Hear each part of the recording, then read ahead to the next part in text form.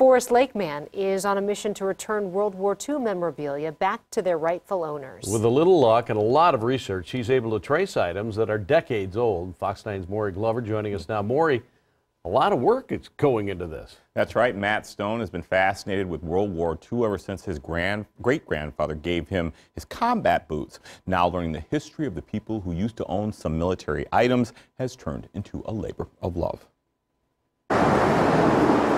I love learning about the history. With each piece, it's a new story. When most people visit a cemetery, they bring flowers or a wreath to lay on a loved one's grave. But Matt Stone is bringing something much more personal to total strangers. It's pretty overpowering. The first couple ones I did, it's when I came to this. Stone started collecting World War II memorabilia from collectors and thrift stores about 8 years ago. After researching the history of each piece, he's brought items from a half-dozen individuals to Fort Snelling National Cemetery to reunite them with their original owners. I thought it would be a cool idea.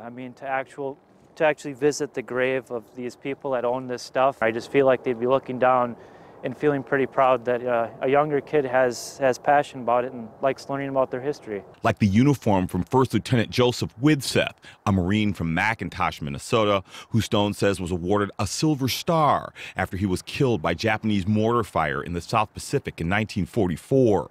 Or the uniform from rescue pilot Goodwin Luck of Minneapolis, who Stone says saved a Navy officer who'd been behind enemy lines for 40 days. You can see pictures of it, you can read about it, but when you're out here and you're looking at their headstone, you get a sense of how real it is and how they lost their life, and even if they didn't lose their life during the war, what their sacrifice was. For Stone, these pieces from the past bring history alive, and he hopes their legacy will never be laid to rest. I plan to keep doing it as long as I keep finding items and can bring them out here and just do the research and, learn new history.